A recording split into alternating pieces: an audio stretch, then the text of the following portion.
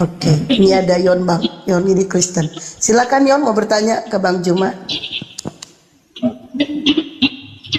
Yon. Yon. Yon. Gimana? Wa kana al-kafiru ala rabbih zahira. Orang-orang kafir adalah penolong setan untuk berbuat durhaka kepada Tuhannya.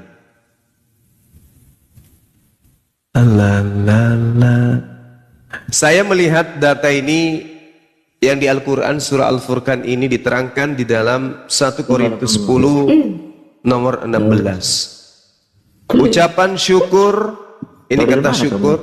Ini tengok kameranya sebesar itu. iPhone 14 juga besar. Bang Juma sampai kamera apa mau dilihat? Orang nggak bisa oke. Jual handphone dia di. Aku sama dulu dia Bang. Modus kuis selamat malam agak mama. Baru di mute dia.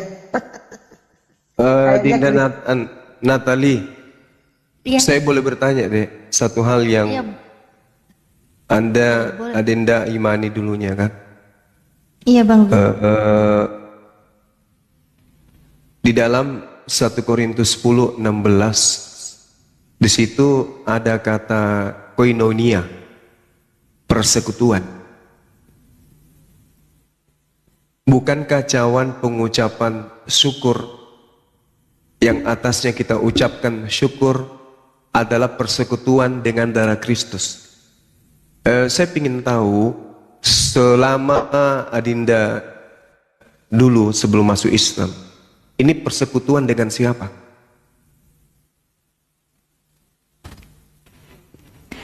Yang Adin tahu persekutuan dengan apa ini? Iya. Zaman Kristen dulu ya dibilang persekutuan itu ya persekutuan sama orang-orang di gereja itu aja, sama pendeta gitu. Tapi ini persekutuan dengan darah Kristus itu maksudnya apa? Pernah Penebusan diajarin gitu. Katanya sih dengan kalau misalnya dengan darah Yesus itu ya dengan doktrin-doktrin penebusan dosa gitu Bang. Tapi nggak terlalu didetailkan ini maksudnya apa, perkata apa gitu, ini maksud apa, latar belakangnya apa, enggak. Koinonia, persekutuan dengan darah Yesus. Apa yang bersekutu di sini sebenarnya? Karena yang pertama darah Kristus itu kan darah manusia. Dan kalau kita tahu ajaran-ajaran dulu, persekutuan-persekutuan itu dengan darah manusia itu kan adanya di ajaran paganisme. Bagaimana kemudian dewa-dewa melakukan persekutuan dengan darah anak manusia. Seperti dewa Molok dipersembahkan darah, kemudian dewa-dewa itu bersekutu mereka. Begitu juga orang yang menyembah iblis, di situ juga ada persekutuan. Bersekutu dengan setan, bersekutu dengan makhluk-makhluk yang gaib. Bang, itu Ini, tanya ke Yon. Itu Yon iya. jawab itu Bang Juma itu. Bang Yon. Iya, coba. Jemadu. Dia Kristen Bang. Iya, ini Bagaimana, Pak? iya itu bersekutu apa itu maksudnya? Coba ulang. Di dalam kitab saudara 1 Korintus 10:16, bukan kacauan pengucapan syukur yang atasnya kita ucapkan syukur adalah persekutuan dengan darah Kristus. Bukankah roti yang kita pecah-pecahkan adalah persekutuan dengan tubuh Kristus? Maksudnya persekutuan ini apa ini? Ya, itu persekutuan para kudus. Persekutuan Para kudus. darah kudus, Para kudus, bukan darah kudus. para kudus. Apa Ya. itu? Apa itu Bang? Para Untuk kudus itu sementara apa? sih saya belum buka Alkitab karena saya kurang mengerti dengan belum tahu detail secara detail. Kalau di situ ya memang itu ajaran di Alkitab. Kalau menurut abang bagaimana pendapat abang soal itu? Kalau saya sih, saya kembalikan kepada kitab saya kembali. Saya kembalikan kepada Al-Quran, di mana di dalam kitab suci saya menerangkan wa kanal kafiruna ala rabbihi zahira. Orang-orang kafir adalah penolong setan untuk berbuat durhaka kepada Tuhan pencipta langit dan bumi. Nah, di sini saya lihat di kitab saudara. Iya. Gimana? Di dalam kitab saudara kan jelas di situ persekutuan dengan darah Yesus. Efesus 1 nomor 7, sebab di dalam Dia dan oleh darahnya kita beroleh penebusan. Ini kenapa dengan darah manusia kok jadi sakral kayak begini? Darah manusia Yesus ini. Oke, aku yang jelasin bisa Gurunda. Boleh, silakan. Nah, kalau penjelasan saya kepada jemaat saya gitu. Jadi kita itu kan memegang anggur. Di dalam cangkir itu ada anggur, di dalam dan ada roti. Nah, anggur itu kita akan memegang pertama roti. Roti itu kita akan pegang lalu kita hancurkan sambil kita mengatakan, inilah tubuh Kristus. Di dalam nama Kristus segala dosa-dosa kita diampuni, dan di dalam nama Yesus Kristus karena tubuhnya Dia rela menghancurkan tubuhnya demi kita untuk menebus dosa. Lalu dimakan. Nah, begitu juga dengan anggurnya. Inilah darah Yesus Kristus. Dia mencurahkan darahnya untuk kita, para jemaatnya, para umatnya. Marilah kita meminumnya. Karena dengan meminum anggur ini, kita sama dengan Yesus Kristus. Yaitu kita menjadi orang terkasih, tercinta, dan terpilih. Lalu diminum, Bang. Begitu. Jadi, kalau begitu penjelasannya, artinya iblis yang merasuki Yudas adalah bagian daripada karya penebusan dengan darah. Benar nggak? Iya sih. Ya, jadi kayak gini ya. Maaf, aku tambahin ya. Jadi mudeng juga tadi Bunda Hesti jelaskan itu. Iya, jadi maksudnya memang kayak gitu ya, Bun ya. Jadi maksudnya tuh persekutuan darah, kayak persekutuan dengan darah Kristus, dengan darah Yesus tuh memang benar-benar bagian dari doktrin menunjukkan kepada orang-orang Kristen itu tuh ikut serta dalam karya keselamatan gitu loh. Karena matinya Yesus di kayu salib sebagai penebusan, maka diumpamakan dengan anggur sama roti yang dipecah-pecahkan, itulah tubuh Kristus itu gitu. Dan mudah-mudahan dosaku diampunin ya, karena aku ngomong kayak gitu dulu ya. Boleh saya membacakan ayat suci Al-Quran? Silakan, Bang. Boleh ya? Bismillahirrahmanirrahim.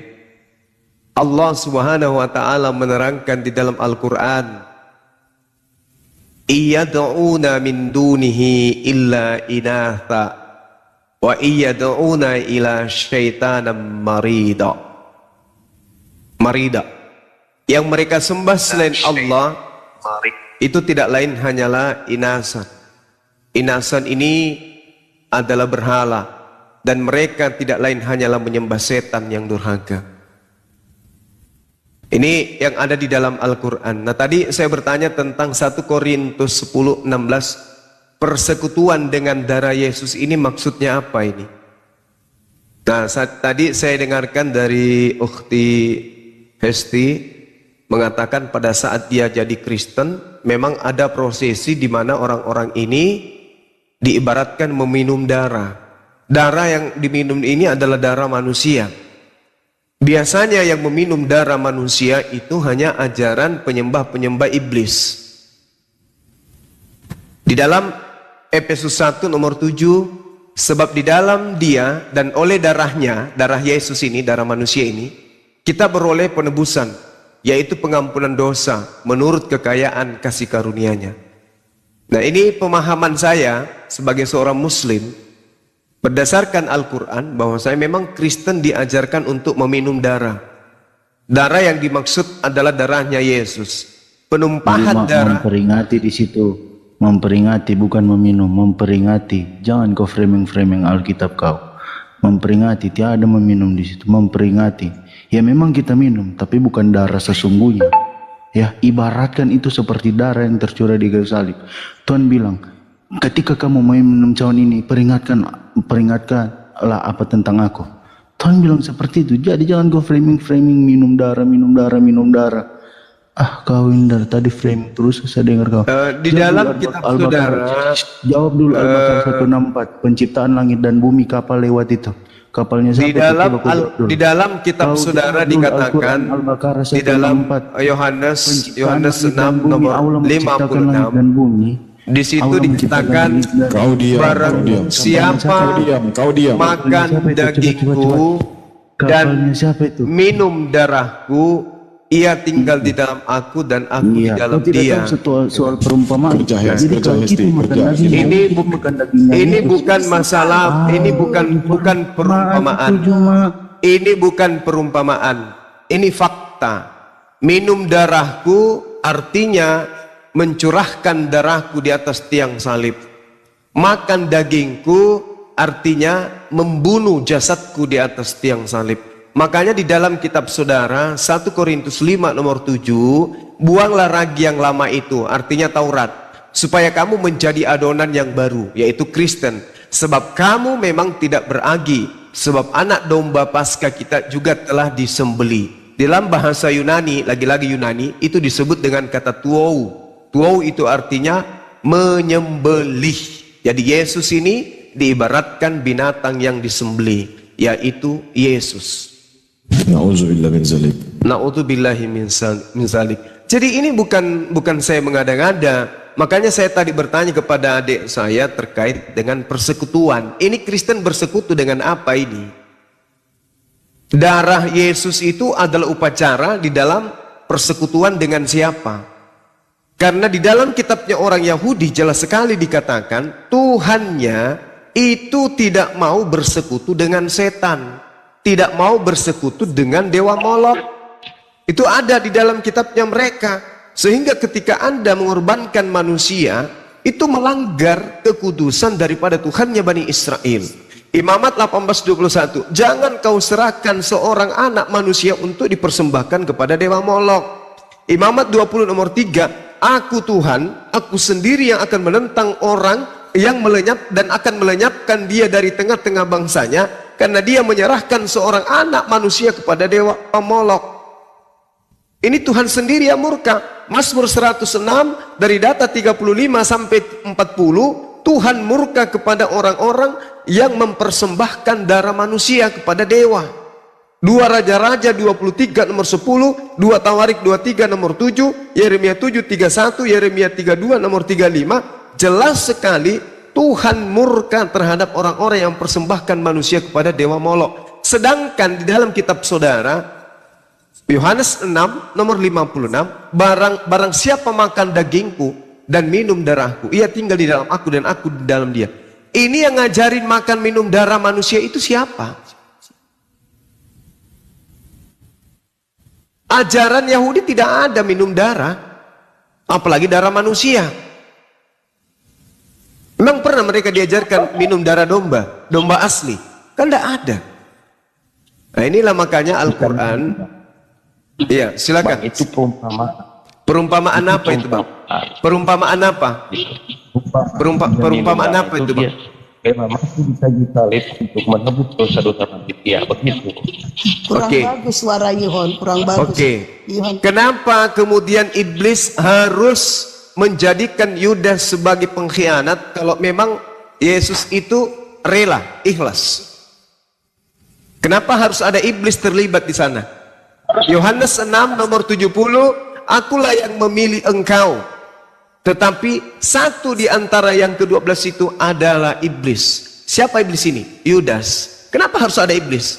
Kalau darah Yesus, daging Yesus adalah perjamuan suci, perjamuan kudus, kenapa harus terlibat iblis? Kan begini, dia datang untuk menebus dosa manusia. Begitu. Siapa yang mengajarkan menebus dosa manusia dengan darah manusia? Itu gimana ya? Perumpamaannya itu rela mati di kayu salib. Kalau dia rela, kenapa harus ada iblis terlibat, Bang? Iblis gimana maksudnya ini, Bang? Oke. Ini yang nulis siapa ya? Bisa jelaskan sama Anda? Yihon jemaat tuh bang. Yihon Oke. kamu gak bagus banget, anjir bang. Iblis terlibat. Yudas jelas sekali dikatakan oleh Yesus di dalam Yohanes 6 nomor 70, bukankah aku yang memilih kalian yang 12 orang ini? Tapi satu di antara kalian adalah iblis, yaitu Yudas. Yudas diceritakan kemudian dirasuki oleh iblis, sehingga akibat daripada Yudas dirasuki iblis, Yudas berkhianat. Di dalam Yohanes 13:27. Sesudah Yudas menerima roti itu, ia kerasukan iblis. Nah, lalu ketika Yudas kerasukan iblis, dia berkhianat. Akibat dari pengkhianatannya kemudian dia melaporkan tempat persembunyian Yesus. Maka Yesus ditangkap. Akibat Yesus ditangkap, Yesus disalibkan. Akibat Yesus disalibkan, darah tercurahkan. Akibat darah tercurahkan, Yesus mati. Akibat mati, Kristen punya Tuhan penebus dosa. Inilah yang saya katakan, ini bersekutu dengan apa?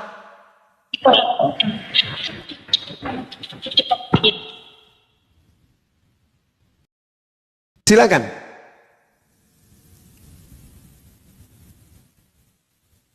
Yihon silakan, atau Sarah Regar mau nanggapin silakan. Sarah Regar. Ya, halo. Ini saya mau ngomong aja ya, bukan berdebat ya. Ya, bukan berdebat ya. Kamu masih mau kayak kemarin sama saya kayak gitu. Mau kayak gitu. Ya udah, kamu enggak saya tuh. Setiap hari bahas Alkitab, setiap hari bahas. Ini saya bahas Al-Quran loh. Enggak. Saya bahas Al-Quran loh saya. Bang Juma senang banget ya dengan Alkitab ya. Ini saya bahas Al-Quran loh. Senang banget kamu ya, aku lihat dengan Alkitab ya. Kayaknya kamu lagi dirasuki Alkitab deh. Bukan. Karena saya melihat, saya melihat antara Kristen, Hindu, Buddha, ateis yang kerjaannya seperti setan adalah Kristen. Itu yang saya lihat. Kenapa saya katakan demikian? Kenapa saya katakan demikian? Karena hanya Kristen yang menyerupakan dirinya ke Islam-Islaman untuk menyesatkan umat Islam yang awam. Itu alasannya. Itu alasannya. Kenapa kitab Anda menyebut dirinya dengan sebutan Alkitab? Nah, itu terus kan yang dibahas. Bang Juma gini deh. Iblis itu suka menyamar. Kerjaan iblis itu menyamar. Adam kemudian disesatkan oleh iblis melalui istrinya Hawa karena dia nyamar seperti malaikat terang. Nah, sekarang Kristen muncul, iblis datang dengan topeng kekristenan dengan mengatasnamakan istilah-istilah Islam di dalam kitabnya. Contoh Alkitab. Dari mana Kristen mengambil kata Alkitab? Ya terserah mula Bang Juma. Nah, terserah, nggak boleh kayak gitu. Ya, ngomong apa? Nggak bisa. Anda kan tanya ke saya, kenapa Bang Suma menjelaskan terus biblos? Ini saya jawab. Saya jawab kepada saudara. Lalu kemudian saudara mengatakan, ya terserah, kenapa bisa kayak jadi gitu? Ya dengar dulu Bang Juma. Ini kan sekeras apapun Bang Juma menyesatkan Kristen tidak akan berlaku ya. Karena menyesatkan Kristen. Iyalah, karena semakin sekarang saya tanya samamu. Saudari Saragi. Dengar. Betul tidak kitabmu itu sudah benar tidak kitabmu itu? Dengarkan, sudah tepat tidak kitabmu itu mengatasnamakan dirimu dengan sebutan Alkitab? Hampir 2 juta tiap tahun murtadin, tahu lah merumah. Makanya Alkitab itu semakin kalian dengan lancangnya mulutmu mengatakan makanya Alkitab itu ya nenekmu sinting, mana ada kitab dari Yunani disebut Alkitab. Saya berusaha menyadarkan kamu supaya kamu tidak gila permanen. Kenapa tidak sadar sih? Kenapa justru menuduh saya menyesatkan? Kenapa kemudian Anda merasa saya yang menyesatkan? Saya menyesatkan apanya? Saya menyadarkan saudara gitu loh. Nah sekarang begini, dari mana Kristen mengambil kata Alkitab? Coba. Masa Dari mana ada Kristen Wahyu mengambil kata Alkitab? Coba. Wahyu Jin itu gimana? Saya tanya dulu, dari mana Saya nanya Kristen dulu, kamu. ada kata Alkitab? Jin itu, anak iblis itu, jin itu kok ada di Al-Quran gitu loh. Itu wahyu jin ya? Atau Maksudnya? Maksudnya apa? kan QS Al-Jin kan ada tuh. Maksudnya surat Al-Jin itu kenapa ada di Al-Quran Bang Zuma? Gitu. Gitu. Iya. Mau nanya aja Bung Gus. Oke. Saya bilang itu. Oke, di mute. Iblis ya. Mute. Udah gantian Bang. Gantian. Gantian Gantian, iya. Mute dulu biar dijelasin. Itu Supaya Anda Mute jangan ya Allah. Dah silakan turun, kalau gak turun dah. Jadi Bung, kalau Anda memahami kenapa kemudian Al-Quran itu ada surat jin, itu disebabkan karena ketika kemudian Al-Quran itu disampaikan, diwahyukan, maka sekumpulan makhluk gaib kemudian tertarik mendengarkan Al-Quran itu. Mereka takjub kemudian. Itu salah satu sebabnya kenapa Al-Quran ada surah Al-Jin. Lalu kemudian ketika Al-Quran Anda nisbahkan dengan kata jin, itu berarti Al-Quran itu ada setan di dalamnya. Pertanyaan saya akan balik secara ilmiah kepada saudara. Kenapa dalam ilmu kedokteran harus ada materi kuman dan bakteri? Apa tujuannya ilmu kedokteran memasukkan materi pembedahan terhadap bakteri dan juga kuman-kuman? Bukankah bakteri dan kuman itu adalah sesuatu yang tidak baik bagi manusia? Tapi kenapa kemudian ilmu kedokteran menjadikan bakteri dan kuman itu sebagai satu mata kuliah yang wajib hukumnya kemudian dilewati oleh anak-anak kedokteran, baik itu S1, S2, S3 dan seterusnya? Untuk apa? Jawabannya agar dokter mengetahui bagaimana cara kemudian mencegah, mematikan, menolak, melindungi orang-orang dari bakteri dan juga kuman. Kembali ke Al-Quran. Kenapa ada data seperti itu? Supaya Allah menjelaskan kepada manusia seperti apa jin itu bekerja. Dengan tahu jin itu bekerja seperti apa, umat Islam punya cara menangkal. Nah, sekarang kalau Kristen tidak mengerti tentang jin, berarti Kristen tidak paham tentang kuman, tidak paham tentang bakteri. Orang yang tidak paham kuman, tidak paham bakteri, makan, minum, tidur bersama dengan bakteri dan kuman, karena mereka tidak tahu. Kalau umat Islam sudah tahu, maka dia tahu cara pencegahan, cara pengobatan, cara menghindari. Makanya umat Islam itu tidak lagi hatinya susah untuk mendapatkan nasihat. Ketika dikatakan Allah jangan, umat Islam cenderung melakukan yang dilarang dan taat kepada yang diperintahkan. Kenapa? Pada dirinya itu tidak ada setan. Tapi orang yang tidak ngerti kuman, tidak ngerti bakteri, ketika diajarkan jangan makan seperti itu, jangan duduk di situ, tetap aja dia lakukan karena dia nggak tahu apa itu bakteri, apa itu kuman. Kalau Islam tidak. Itu dulu. Malam. Iya, malam. Kembali kepada tema. Kembali kepada tema tentang persekutuan yang ada di dalam kitab saudara berdasarkan Al-Qur'anul Karim, wa kanal kafiruna ala rabbihi zahira. Orang-orang kafir adalah penolong setan untuk berbuat durhaka terhadap Tuhan pencipta langit dan bumi. Begitu juga di dalam Al-Quran dikatakan, iyad'una min dunihi illa inatha wa iyad'una illa syaitanan marida. Yang mereka sembah selain Allah tidak lain hanyalah inasan. Apa itu? Berhala. Dan mereka tidak lain hanyalah menyembah setan yang durhaka. Nah, ini yang saya mau uji. Kebenaran Al-Quran ini terkait dengan kata persekutuan di dalam Kristen.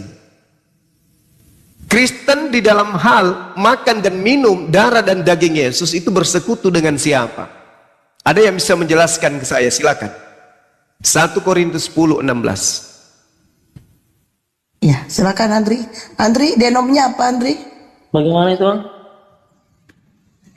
Di dalam kitab saudara, bukankah cawan pengucapan syukur yang atasnya kita ucapkan syukur adalah persekutuan dengan darah Yesus? Bukankah roti yang kita pecah-pecahkan adalah persekutuan dengan tubuh Kristus? Ini persekutuan apa maksudnya ini? Roti itu adalah tubuh Kristus, itu hanya sebagai menggambarkan, Nah, itu seperti gambarkan. Iya. seperti seumpama seperti misalkan begitu bahwa roti itu adalah tubuh Kristus. Jika kau terima roti itu berarti kau menerima Kristus. Menerima Kristus yang dipersembahkan oleh siapa, Bang? Menerima Kristus yang diutus oleh Allah. Iya, Yesus diutus oleh Tuhan kepada Maksudnya Bani Israel. Yesus yang datang Allah yang datang sebagai rupa manusia dalam Yesus. Tapi Yesus mengaku utusan. Di mana itu, Bang? Oh, Yesus banyak mengaku sebagai utusan. Begini, Bang, yang kami umat Kristen memahami, Yesus itu seperti ini. Allah yang turun sebagai manusia. Itu di Kristen. Makanya saya pertanyakan terkait persekutuan ini.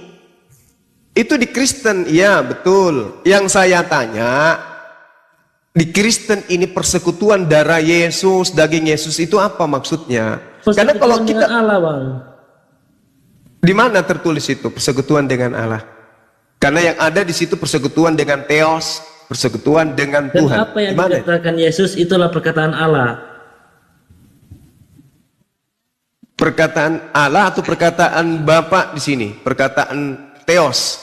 Allah Bapa itu sama, Bang. Enggak sama. Kalau Allah itu nama di dalam Al-Qur'an. Itu Allah yang dituliskan. Oke, Bapak. Nah, itu baru betul. Makasih. Nah, sekarang ketika Anda berbicara tentang Yesus, Yesus menyebut dirinya sebagai utusan Tuhan. Di Kristen, Yesus itu adalah Bapa itu sendiri. Assalamualaikum, Bang. Waalaikumsalam. Kan beda itu. Makanya muncul kata persekutuan. Contoh nih ya. Efesus 5 nomor 2. Warahmatullahi wabarakatuh. Waalaikumsalam warahmatullahi wabarakatuh. Efesus 5 nomor 2. Dan hiduplah di dalam kasih, sebagaimana Kristus juga telah mengasihi kamu dan telah menyerahkan dirinya untuk kita sebagai persembahan korban yang harum bagi Theos. Ini Yesus menyerahkan dirinya katanya. Benarkah Yesus menyerahkan dirinya? Abang Zuma. Waalaikum. Benarkah Yesus menyerahkan dirinya? Atau Yesus ini ditangkap? Kalau dia nggak menyerahkan diri, Bang, dia bisa lari, Bang. Dia kan Tuhan. Iya, memang ada yang lari dalam keadaan telanjang. Maksudnya kan dia Tuhan, kalau dia bisa menghindar semua itu dia bisa menghindar, Bang. Tapi kalau dia tuh, saudaraku, kalau dia Tuhan berarti dia bukan manusia. Faktanya yang ditangkap manusia. Tuhan yang menjadi manusia, Bang. Mana ada Tuhan menjadi manusia, saudaraku? Itu ajaran dari mana itu? Itu yang umat Kristen pahami, Bang. Oke, dari Kristen berarti. Nah, kembali kita kupas. Dari Yesus ada nggak bahwa dia adalah pencipta yang datang dalam rupa manusia? Yesus itu adalah Allah itu sendiri, Bang. Itu Kristen.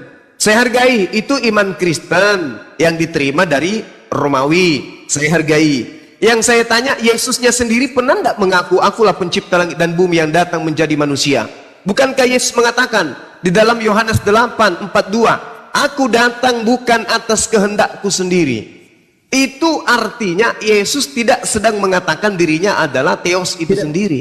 Tidak perlu dia katakan, Bang, karena dia dari awal kejadian dia sudah mengatakan itu sendiri. Tidak bisa tidak bisa Anda mengatakan seperti itu karena Yesus sudah mengatakan. Allah, Bang. Dari mana Anda mengatakan Yesus itu Allah sementara dia mengatakan aku datang bukan atas kehendakku sendiri? Bung, coba dipahami lagi perkataan Yesus itu. Aku datang bukan atas kehendakku sendiri. Kalau bukan atas kehendaknya berarti dia bukan Tuhan itu sendiri. Yohanes 8:42. Kata Yesus kepada mereka, jikalau Bapa adalah Tuhanmu, kamu akan mengasihi aku, sebab aku keluar dan datang dari Bapa, dan aku datang bukan atas kehendakku sendiri. Berarti aku bukan Bapa. Gitu loh, Bang. Yes, ini Yesus loh ya. Selain dia menjadi penebus umat manusia, dia juga menyebarkan ajaran begitu. Jadi sama seperti guru mengajarkan muridnya kan, hormatilah guru sesama guru, hormatilah gurumu. Padahal kan dia sendiri kan guru. Kenapa dia tidak mengatakan hormatilah saya? Itu pemahaman Anda dapatkan dari mana? Pemahaman saya, Oh, itu pemahaman saudara. Tapi Yesus tidak begitu. Secara saya mengetahui Yesus, ya, itu pemahaman saya, Bang. Iya, saya hargai. Itu pemahaman Kristen, saya hargai. Tapi coba kita dudukkan perkara Yesus. Yesus mengajarkan apa tentang dirinya? Aku datang bukan atas kehendakku sendiri. Aku keluar dari Bapa. Iya, karena dia datang menyelamatkan umat manusia seperti menggenapi hukum Taurat, Bang. Iya, sekarang begini. Yang keluar dari Bapa itu apa aja? Rohnya, Bang. Roh Kudus. Roh Kudus Bapa, Roh Kudus Allah. Apalagi yang keluar dari Bapa selain itu? Nggak mungkin kan dia mau turun sebagai Roh Kudus. Tetap memiliki wadah apa aja yang keluar dari Roh Kudus, dari Bapa itu apa aja yang keluar dari Bapa? Keilahiannya, Bang. Loh, maksudnya apa ini? Oh, keluar dari Bapa keilahian. Turun sebagai manusia, Allah sebagai manusia. Tapi kan nggak mungkin kan Allah turun langsung kan? Jadi dia hanya menurunkan Roh Kudusnya dan dalam bentuk rupa manusia, Bang. Apa saja yang keluar dari Bapak? Apa yang keluar, Bang? Itu ya, hanya satu itu, Bang. Hah? Masa sih? Kalau firman-firman yang ada itu keluar dari Bapak atau tidak? Firman itu kan perkataan Allah, Bang. Nah, firman itu keluar atau tidak? Iya, otomatis kalau dari Roh Kudus keluar, Bang, perkataan-perkataannya juga keluar, Bang. Oke, jadi bukan cuman Yesus yang keluar dari Bapa, betul? Iya, maksudnya Yesus itu Bapa itu sendiri. Iya, sekarang ketika Bapa mengatakan jadilah terang, itu keluar dari mulut tidak? Please charge. Seperti saya katakan tadi, apa yang keluar dari mulut Yesus itulah perkataan Allah, Bang. Itulah firman, Bang. Enggak. Ketika Tuhan mengatakan jadilah terang, ini keluar enggak dari mulut Tuhan itu? Iya, keluar. Apakah itu Tuhan? Tuhan, Bang. Yang keluar terlontar dari mulut Tuhan itu Tuhan? Itu kan perkataan Tuhan yang... Kan saudara saya mengatakan Yesus keluar dari Bapa, maka dia adalah Bapa. Yesus keluar dari Tuhan, maka dia adalah Tuhan. Ketika Tuhan mengatakan, abang katakan tadi kan perkataan itu, Bang. Loh, jadi maksud saudara Yesus itu jatuh dari langit, keluar dari mulut Tuhan, muntah gitu, buah, langsung di Yerusalem ada bayi jatuh, nyangkut di pohon. Atau yang keluar adalah firman menuju Maria, diantar oleh Gabriel. Lucu ya, Bang, ini juga. Iya, makanya saya tanya, Bung. Apakah Yesus itu adalah sesuatu yang keluar dalam wujud manusia dari mulut Tuhan? Bukan dari mulut Tuhan. Yesus itu Roh Kudus, Bang. Roh Kudus yang menjadi manusia. Allah yang menjadi manusia berupa Roh Kudus. Roh Kudus turun menjadi manusia. Yang mungkin kan itu iman saudara. Sekali lagi saya hargai itu iman saudara, saya hargai. Coba ya, kita lihat di dalam Yohanes 8:42. tolong sekali-sekali kalau diskusi dengan Bang Suma itu akalnya dibawa, jangan disimpan di rumah. Jikalau Theos adalah bapakmu, kamu akan mengasihi aku sebab aku keluar dari Theos. Itu kan bentuk pengajaran, Bang. Maksudnya? Iya. Maksudnya? Seperti kan saya bilang ke umpama tadi, seperti kan guru mengatakan pada murid, hormatilah gurumu. Yang mungkin kan dia bilang hormatilah saya, padahal dia guru, dia hanya bilang katakan hormatilah saya, hormatilah gurumu. Jadi ketika Yesus kan? Jadi berarti seperti itu, Bang. Oke, jadi ketika Yesus mengatakan aku keluar dari Theos, itu Yesus sudah mengatakan aku keluar dari aku.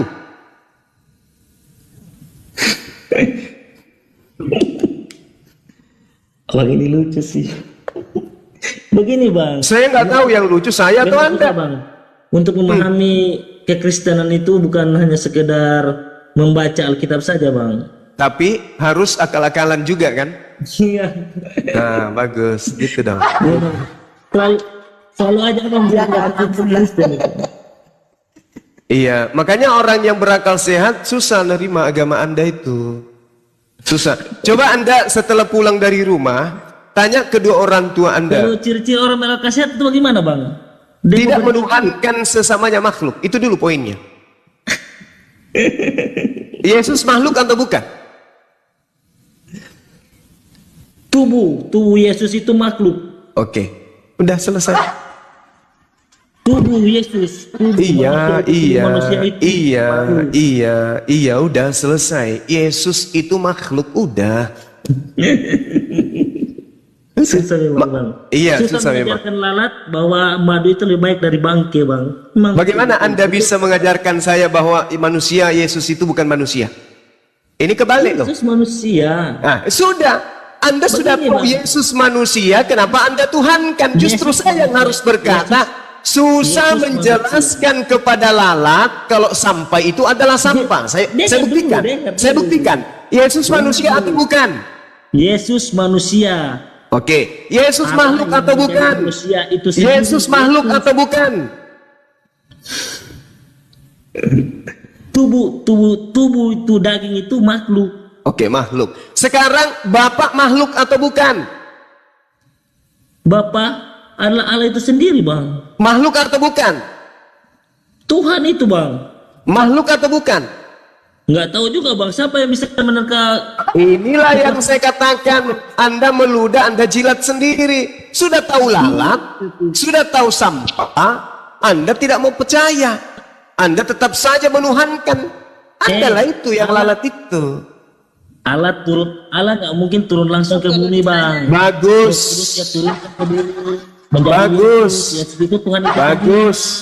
Bagus. Nah, inilah yang saya katakan persekutuan itu. Anda bersekutu dengan apa sampai Anda kemudian memalingkan akal sehat Anda menyembah makhluk? Maksudnya kenapa Abang bilang Kristen memiliki persekutuan dengan iblis, Bang? Loh, sedangkan Kristen Yesus ini sejak kapan jadi Tuhan? Kasih apa itu? Jadi menurut Abang tunggu. Kasih apa yang Kristen punya? Kasih apa yang Kristen punya yang kami tidak punya? Kasihlah banyak, Bang. Susah. Apa tuh? Contoh satu aja.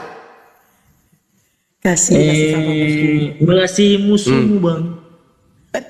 Hah? Mengasihi musuhmu, Bang. Oke, baik. Siapa musuh Anda? Oke, siapa musuh Anda? Siapa musuh Anda? Anda kan tidak ada itu, Bang. Anda tidak ada itu. Tunggu dulu. Saya tanya dulu. Siapa musuh Anda? Siapa musuh Anda? Musuh Anda? Musuh Anda siapa? Iblis. Musuh Anda itu orang-orang yang menghina Kristen, Bang. Itu musuh Anda? Iya, tapi kan kami mengasihi mereka, Bang. Kalau saya tidak menganggap Anda musuh. Tinggi mana? Tinggi mana Anda dengan saya kasihnya? Saya tidak memandang Anda adalah musuh saya. saya memandang Anda adalah saudara saya yang harus saya selamatkan. Bang. Enggak dijelek-jelekan, Bang. Loh, beda. Beda itu. Sesuatu yang sudah jelek, kalau kita ajarkan ke orang itu adalah baik, itu bohong namanya. Itu tidak kita kasih namanya tuh. Misalnya, ada kotoran sapi. Saya ajarkan ke Anda ini adalah kue. Itu tidak kasih namanya. Kalau saya mengatakan ini adalah tai sapi, jangan Anda sentuh, tolong tinggalkan, itu bukan makanan, itu baru kasih. Oke lah Bang. Udah Bang. Oke ya, Saudara Handri, Anda bukan musuh saya, Anda adalah saudara saya. Sedangkan Anda menganggap saya musuh. Nah sekarang siapa yang kasih di sini? Kalau musuh Anda apa, Bang? Musuh saya setan. Anda bermusuhan tidak dengan setan? Katanya jin adalah teman, Bang. Itu jin beda. Sekarang saya tanya sama Anda bermusuhan dengan setan tidak? Oh, bermusuhan, Bang. Kasihi setan. Kasih, Bang. Bagus. Pantas aja kalian bersekutu dengan setan, ternyata Anda mengasihi setan. Sudah terjawab kan? Siapa yang menerima, sabar. Siapa yang menerima tumbal yang dipersembahkan setan di atas tiang salib? Islam atau Kristen? Apa itu, Bang? Siapa yang menerima tumbal yang dipersembahkan iblis di atas tiang salib? Siapa yang iblis mempersembahkan kurban di tiang salib? Itu, Bang. Betul sekali, betul. Di mana itu, Bang? Baik. Anda duduk cantik, dengarkan saya. Musuh Kristen yang seperti ini, Bang. Anda memusuhi saya padahal saya mengajarkan kebenaran. Berarti Anda kasih hoax. Duduk yang cantik, dengarkan Bang Suma menjelaskan. Oke ya? Tuhan di dalam kitabnya orang Yahudi, Keluaran 23 nomor 7. Sabar. Jangan kau membunuh orang yang tidak bersalah. Orang yang benar tidak boleh kau bunuh. Sebab aku Tuhan tidak akan membenarkan orang yang salah. Ini perintah Tuhan. Jangan kau membunuh Yesus. Oke?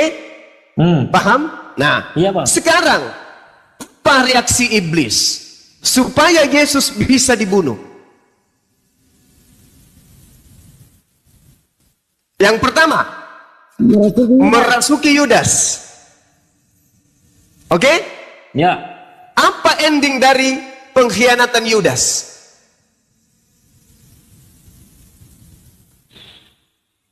Penangkapan Yesus. Apa? Penangkapan Yesus.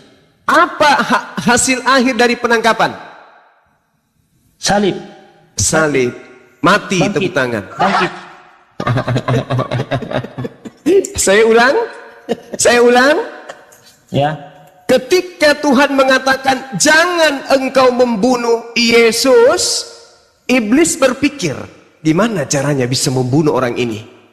Maka dia masuk ke Yudas, berkhianat kepada Yesus, menangkap Yesus, menyalibkan Yesus, mati, mengajarkan Yesus bangkit pada hari ketiga. Supaya apa? Supaya Yesus dituhankan menggantikan Tuhan yang benar. Pertanyaan terakhir, Saudara Handri. Karya penyaliban terhadap Yesus itu karya Tuhan atau karya iblis? Jawab. Karya Tuhan, Bang. Dengan bangga saya jawab karya Tuhan, Bang. Tuhan yang mana yang mengatakan bunuhlah orang yang jujur, bunuhlah orang yang tidak bersalah, yaitu Yesus? Di mana Tuhan pernah berkata seperti itu? Tidak ada Tuhan berkata seperti itu, Bang. Tapi Tuhan berkata jangan bunuh Yesus, betul? Iya, Bang. Lalu kenapa pembunuhan Yesus Anda katakan sebagai karya Tuhan? Itu kan dibunuh oleh orang-orang Anda, Bang. Saudaraku, kalau saudara masih bisa menyelamatkan diri saudara, tak ada yang bisa menyelamatkan diri saudara selain saudara sendiri. Tenang, Bang, Yesus telah menyelamatkan diri kami, Bang. Oke, silakan. Yesus mengatakan iblislah yang menjadi bapakmu dan kamu mau melakukan keinginan-keinginan bapakmu. Pertanyaan saya, Atas keinginan siapa Yesus disalibkan? Jawab. Itu kan menggenapi hukum Tuhan, kawan. Saya ulang. Atas keinginan siapa agar Yesus dibunuh di atas tiang salib? Itu keinginan dia sendiri, Bang, menggantikan, menyelamatkan umat manusia, Bang. Apakah Anda sudah jujur? Iya, Bang. Yang merasuki Yudas siapa? Iblis, Bang. Apa tujuannya? Enggak tahu siapa yang merasuki Yudas. Al-Quran mengatakan begini, saudaraku.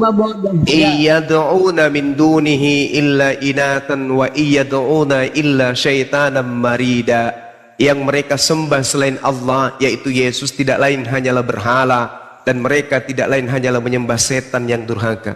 Yesus kan bukan setan. Yesus kan bukan setan. Tunggu. Pertanyaannya, Yesus kan bukan setan, Bang. Kok Al-Quran mengatakan wa iyad'una illa syaitana marida? Kok bisa? Yesus kan kami menyembah Yesus. Agama apa kan yang percaya Yesus? Kami menyembah Yesus. Sebagai Kristen kami menyembah Yesus. Dan Yesus bukan setan. Seperti itu, Bang. Dan Yesus bukan setan. Kenapa Al-Quran mengatakan kami menyembah setan? Sementara Yesus bukan setan.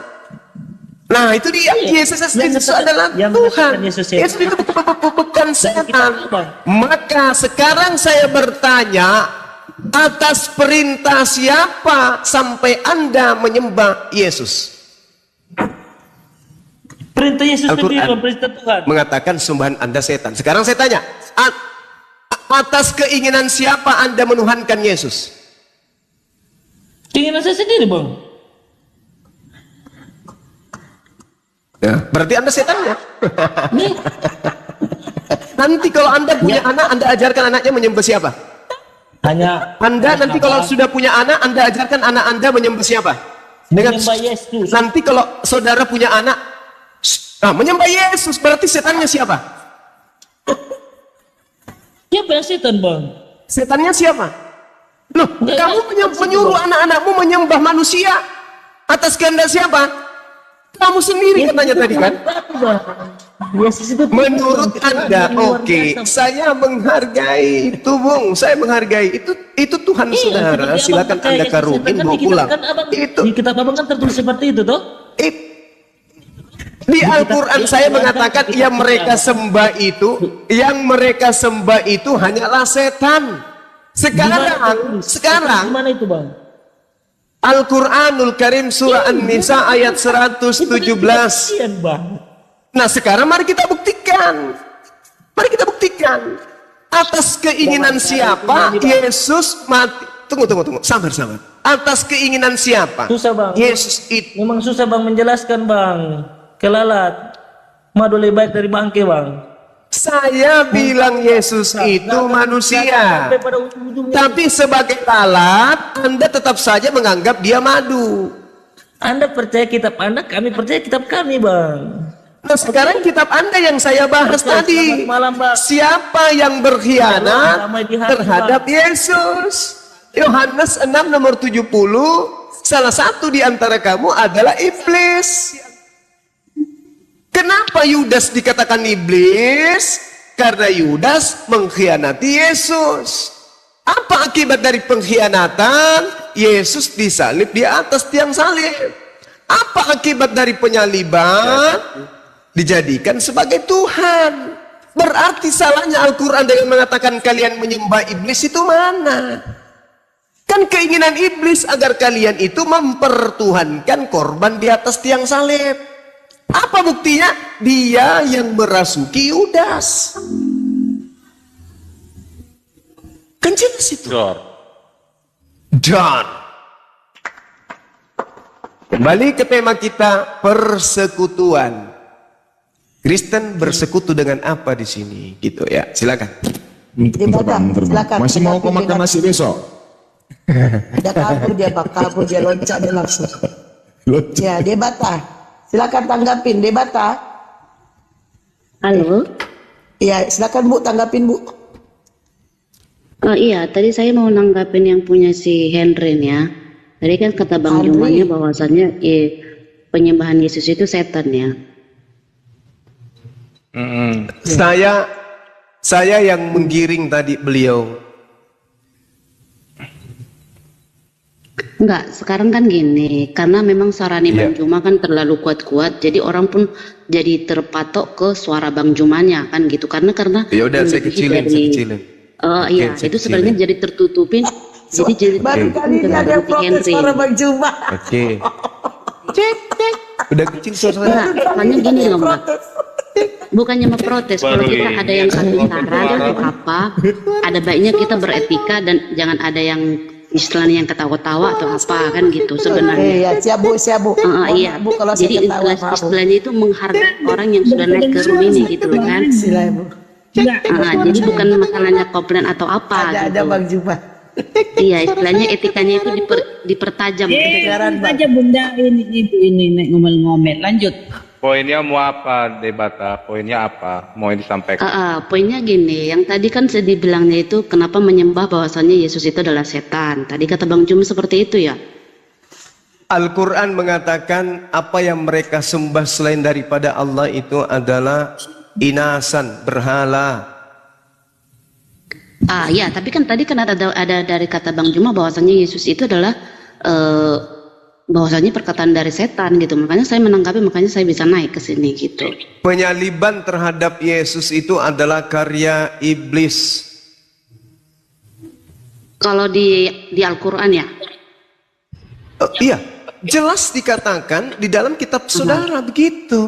Yesus bukan. dalam Kalau dikit Yohanes 8 nomor 44, iblislah yang menjadi bapakmu dan kamu mau melakukan keinginan bapakmu. Itu Bang Jumanya salah membaca Alkitab. Mana ada dibilang bahwasannya Yesus itu adalah setan. Itu tidak ada. Di mana tertulisnya itu Yesus itu adalah setan? Loh, Yesusnya yang berkata, iblislah yang menjadi bapakmu. Enggak, Yesus iblis yang menjadi bapakmu. Di mana tertulisnya? Yohanes 8 nomor 44. Coba Bang Juma bacakan. Di mana iblis itu adalah Yesus, iblis menyatakan bahwasanya Yesus adalah bapakmu. Coba dulu bacakan. Saya uraikan ntar ya Bu ya. Gini. Dikatakan tapi suaranya nggak usah kuat-kuat ya Mas. Soalnya kan jadi terpatok ke suara Anda gitulah. Jadinya kan suara Ibu kita mau jadi mendengarkan suara semua. saya. Iya memang betul, tapi misalnya memang mendengarkan suara tapi nggak usah terlalu kuat-kuat. Kita pun kan bisa dengar juga walaupun nggak harus pakai ini juga. Gimana kan. ceritanya perkitikan ini suara? Iya. Ibu HP-nya taruh di dapur aja, ibunya di ruang tamu. Bukan masalah di dapur atau gimana Mbak. Masalahnya kan kita jadi tertutupin. Pendeta pakai 10 loudspeaker Bu. C gimana Bu? Sudah? Cek. Udah? Kurang kecil bang, dikit lagi bang. Cek. Si Erik ini tadi udah bener Bang, kompon Erik tadi udah bener Bang, cuma ini terlalu kecil kan. Ini hilang ini bang, ini hilang suaranya bang. Udah bisa, iya. Oke baik. Saya mulai ya Bu ya. Iya. Lanjut aja. Yohanes 8:44. Iblislah yang menjadi bapakmu dan kamu ingin melakukan keinginan bapakmu. Bisa ditampilkan ke layar nggak? Ada tertera di situ. Ibu punya Bible nggak di situ? Enggak, maksudnya aku enggak, semua orang juga biar pada nengok juga kan. Apa memang Natali, silakan Natali. Natali buka data. Oke. Sama ini. Ini Bang ya. Datanya Bang. Agak lain memang Bang, mana lah Bang. Mohon izin Bang, saya buka ini suara Bang Juma ini terhipnotis ibu ini Bang, jadi disuruh pelan Bang supaya dia nggak terhipnotis dengan suara Bang Juma. Itu Bu, baca ya Bu, itu ya. Itu Yohanes 8 nomor 44 itu kata Bang Juma. Itu baca Bu, baca Ibu atau saya bacakan. Iblislah yang menjadi bapakmu dan kamu ingin melakukan keinginan bapakmu. Ia adalah pembunuh manusia sejak semula dan tidak hidup dalam kebenaran, sebab di dalam dia berkata dusta di dalam dia tidak ada kebenaran. Apabila ia berkata dusta, ia tadilah sundaikan. Ia berkata atas kehendaknya sendiri, sebab ia adalah pendusta dan bapa segala dusta. Dia ya. Ya, tapi kan tidak ada di situ bahwasanya iblis adalah bapakmu kan? Ada nggak tertulis? Ada Bu, ya Allah. Bapakmu Bu, ya Ibu Allah. lihat ibu sudah saya Iblis yang menjadi bapakmu dan kamu. Bu, suaraku menjadi bapakmu Bu. Bu, suaraku perasaan kuat tapi Ini ibu gak kalau protes Bu. Kenapa suara Bang Jimo ibu protes? Iblislah yang menjadi bapakmu Bu. Itu tulisannya ada, Bu. Ada ya Bu. Oke. Lanjut aja Bang Juma biar Silakan Bang Juma. Silakan Bang Juma. Tapi memang sih kalau kita bagi Kristen sih agak-agak sulit sih kalau tidak gimana ya aku bilangnya, tidak membaca semua isi dalam Alkitab. Tapi kalau aku sih sarankan sih lebih bagus Anda membaca Alkitab dulu dari Kejadian sampai habis biar tahu apa dari Ibu satu ayat aja baru tahu sok-sokan Ibu ini Entah satu bukan ayat sosokan. Bukan sosokan, biar kalian Satu juga aja tahu baru kan tahu. isi dalam Alkitab apa yang di dalamnya lagi gitu. menunjukkan loh. Saya yang menunjukkan Bible ini ke ibu. Ibu yang ngajarin saya gimana ceritanya ibu. Ini mau masuk ke tema atau mau curhat-curhatan aja kita? Kabur Bang. Kabur dia Bang. Suruh baca Kejadian sampai Wahyu. Satu ayat aja bukan Tuhan lu. Agak lain kayaknya. Enggak, tapi yang lucunya Bang, baru kali ini loh ada yang protes suara Bang Juma. Perasaan suaraku kuat, dia nggak protes Bang. Cuman itu Bang. Iya. Itulah dia. Dia hanya ingin cari sensasi dan ingin teriak ke langit. Kenapa kayak gini agamaku? Kayak gitu-gitu lah. Bang, kuatir lagi Bang suaranya Bang. Gedein lagi Bang. Digedein udah lagi kuat aja kan Bang ini? suaranya Bang. Udah kan? Belum Bang, kurang kuat. Udah. C. Nah. Sudah kan? Udah Bang. Kembali ke Allahu Akbar. Kenapa malam ini Kak? Banyak yang aneh-aneh. perasaan suaraku kuat, dia nggak protes. Tapi suara Bang Juma diprotes. Cemana ini? Sian baru Parna, silakan mau bertanya. Itu tanggapin temanya tadi. Apa Kak? Ini yang ada di Kristen ada persekutuan. Ini persekutuan maksudnya apa? 1 Korintus 10:16, persekutuan dengan darah Kristus. Ini bersekutu dengan siapa sih? Ini persekutuan kalau kita ngambil dari akar kata, maksudnya kutu atau sekarang apa? Gini, Juma, sekarang kan iblis menjadi bapakmu, kan gitu kan? Iya. Pembohong ya? Bener kan? Ya udah sekarang begini, kasih aja. Gimana? Safia itu kasih begini, Islam kasih datanya. Kalau Safia itu dikawinin bukan diperkosa. Kalau di mana itu ada datanya? Iya coba. Di mana di Al-Qur'an itu? Safianya nikahin. Oh, baru mau dicari. Safia itu siapa Bang Safia? Kasih datanya dong. Islam yang kasih. Iya, mana datanya biar dibuka. Saya kalau saya membahas tentang Kristen, saya yang bawa dan saya bertanggungjawabkan data-data saya. Kenapa takut kasih data Safia bukan Islam? Justru Anda yang kemudian Allah SWT takut dikasih data Safia nih. Hah? Safia itu siapa? Safia itu siapa Bang Safia? Mana data Safia? Safia itu siapa Bang? Mamanya. Safia itu Mamanya siapa? dulu diperkosa. Safia itu mamanya diperkosa dulu. Sejak kapan istri Nabi namanya Safia? Iya, Safia itu siapa? Mamamu kan yang diperkosa sama gelandangan. Dia mau menghujat tapi nggak tahu Iya, caranya. menghujat nggak bisa. Jadi coba posisi datanya berdua. mana datanya? Udahlah ganti lagi. Ada yang nonton Bang Juma di bawah. Udah. Safia apa Sopiatul? Sofia lu juga. Janda mentul. Nah, mau menghujat tapi nggak bawa data. Aduh, baluap. Nah ini. Ya, Michael Aurora, silakan. Ya Rasul. Halo Bang.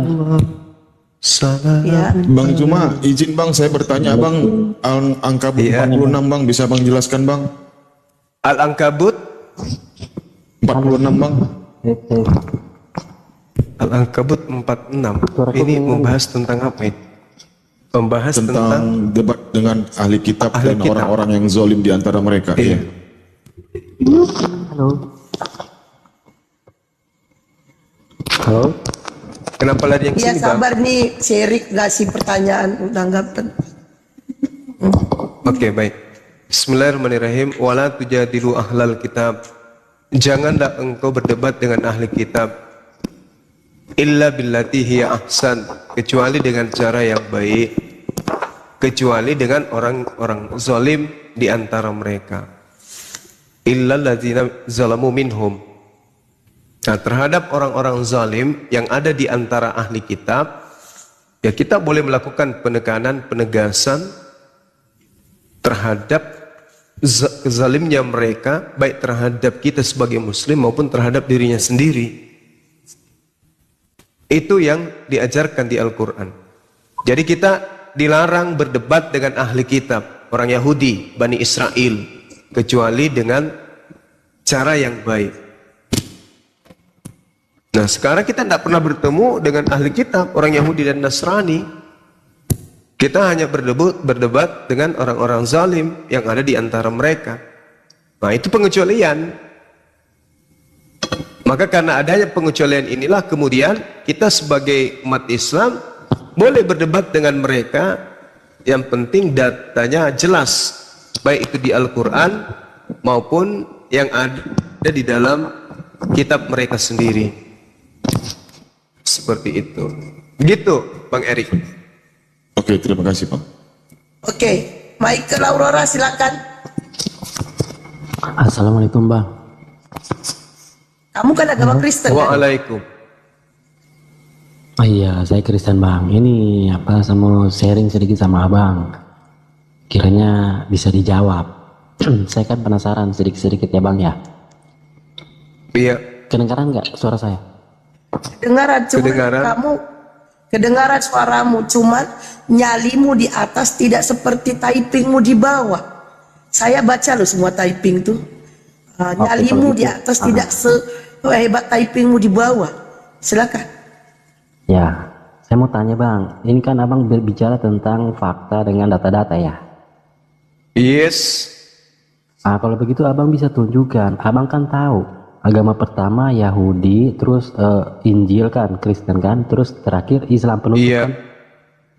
Terus kalau begitu Abang bisa ceritakan, maksudnya secara fakta datanya ya, sejarah turunnya Al-Quran. Kalau Injil kan ada dari penggenapan dari kitab Musa ya, turunnya Nabi Isa. Sedangkan turunnya Nabi Muhammad dari kitab Injil bisa dijelaskan secara datanya, secara faktanya, Bang. Tolong tunjukkan. Ada. Maksudnya apa ini? Yang mana yang Anda ingin pelajari, Taurat, Injil, atau Al-Quran? Ini bukan tentang pelajaran, Bang. Ini kan turunnya Nabi Isa sudah dinubuatkan dari kan Nabi Anda Musa. bertanya, berarti Anda belajar. Iya, saya bertanya. Nabi Isa turun karena sudah diceritakan dari Nabi Musa. Sedangkan Nabi Muhammad turun. Di mana Nabi Musa menceritakan? Di mana Nabi Musa menceritakan Isa? Bukannya Al-Qurannya Abang berbicara tentang Nabi Narasi Anda dapat dari mana ilmunya? Maksudnya, Bang? Anda mengatakan Nabi Musa bercerita tentang Nabi Isa. Di mana itu? Terus lahirnya Yesus Kristus bagaimana, Bang? Kami tidak mempelajari Yesus Kristus itu. Di mana? Ya kalau begitu maksud saya tunjukkan data-datanya. Coba tenangkan diri Anda dulu, atur napas baik-baik, dulu, pegangan, baru bercerita. Jangan Anda bertanya kayak sambil onani Anda. Iya, simpelnya, Bang ya. Ya, gitu dong. Kayak 501 Anda ini. Santai, relax, atur napas. Ya. Kenapa? Relax yang simpelnya aja, Bang. Abang bisa tunjukin datanya tentang turunnya Nabi Muhammad. Data apa yang Anda minta? Turunnya Nabi Muhammad maksudnya apa? Turun kemana dia? Dari panggung. Turun ke bumi, jadi nabi begitu bang. Baca di kitab Sirah Nabawiyah, di situ dia dari lahir sampai beliau meninggal dunia. Baru siapa yang angkat dia jadi nabi bang?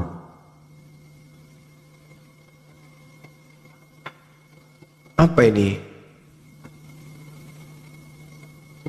Ngerti nggak yang saya tanya bang?